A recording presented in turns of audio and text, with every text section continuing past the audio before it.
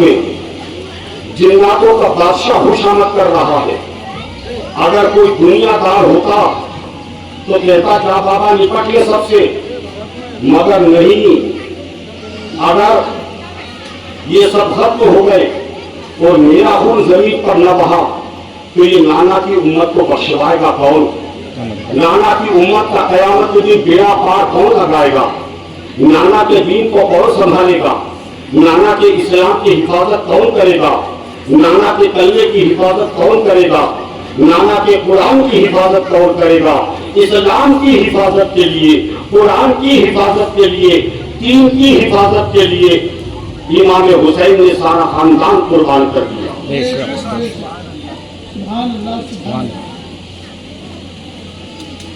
9 तारीख का दिन गुजर गया, रात ऐसे ही गुजर गई। 10 तारीख का दिन निकला, फिर कूफियों की तरफ से, यजीदियों की तरफ से जंग का नकारा बजना शुरू हुआ। इमाम हुसैन ने रात के अंधेरे में अपने तमाम साथियों को जमा करके एक और बात कही थी कि लोगों, ये लोग सिर्फ मेरे खून के प्यासे हैं, ये लोग सब के सब मुझ अकेले हुसैन के खून के प्यासे हैं। अगर ये लोग मुझे शहीद कर देंगे तो मेरे बाद तुमसे कोई पूछ-पाछ ये लोग नहीं करेंगे, इसलिए कि इनका टारगेट मैं अकेला हुसैन हूं। इसलिए मैं तुम्हें इजाजत देता हूं कि रात के अंधेरे में तुम्हारा दिल जिधर चाहे चले जाओ, मेरी तरफ से तुम्हें इजाजत है। और कयामत के दिन मैं तुमसे खुशी की हालत में मुलाकात करूंगा। मगर कुर्बान जाओ, वो सच्चे हुसैनी थे। उन्होंने कहा कि या हुसैन, आप हमें कूफियों की तरह न समझे कि मौत के डर से हम आपका साथ छोड़ दें। अगर हमें बार बार कत्ल किया जाए, बार बार हमें जिंदा जलाया जाए और फिर बार बार खुदा हमें जिंदगी दे, तो हम अपनी हजारों जिंदगियों को आप पर कुर्बान करने के लिए तैयार हैं। और या हुसैन, जब तक हम हैं, हमारी जिंदगी में आप पर कोई आंच नहीं आने देंगे। और 10 तारीख को यही हुआ कि जब जंग का नकारा बजा है तो लोगों, हजरत मुस्लिम इब्न औसजा, इन्होंने सैकड़ों को मारा है, फिर सब ने मिलकर इनको शहीद कर दिया। हजरत हुर, वो अम्र बिन साद के करीब खड़े थे कूफियों की फौज में।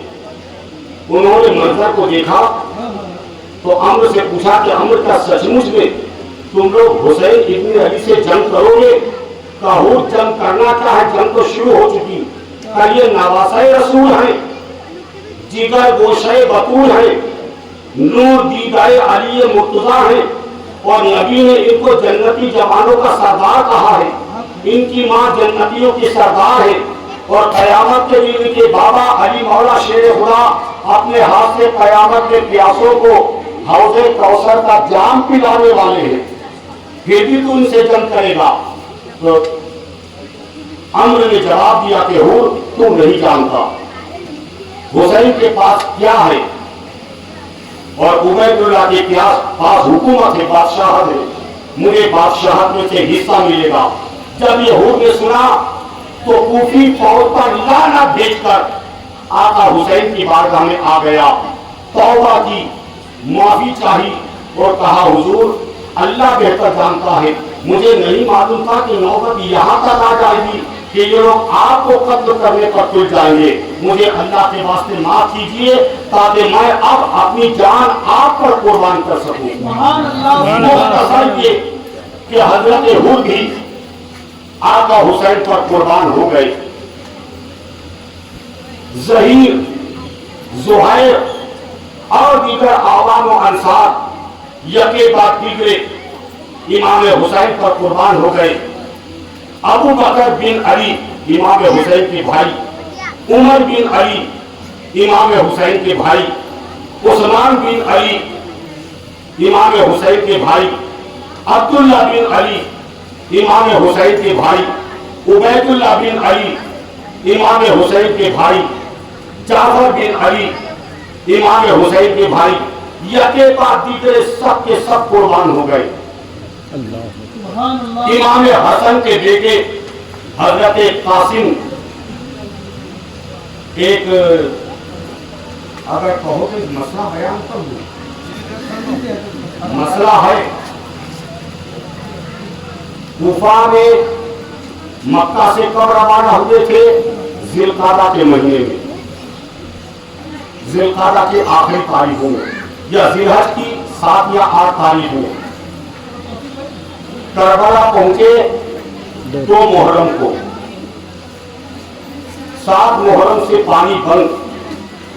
बेचारे भोले भाले लोगों में ये छाती धोखो एंड कंपनी ने हवा फैला दी कि इमाम कासिम का निकाह हुआ इमाम हुसैन की बेटी से। आप अंदाजा लगाओ कि मक्के से निकले हैं 7 या 8 जिलहज को, पूरा महीना सफर किया।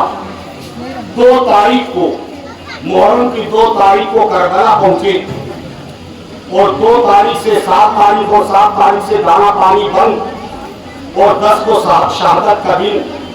ऐसे माहौल में कोई बाप अपनी बेटी की शादी और निकाह करेगा क्या?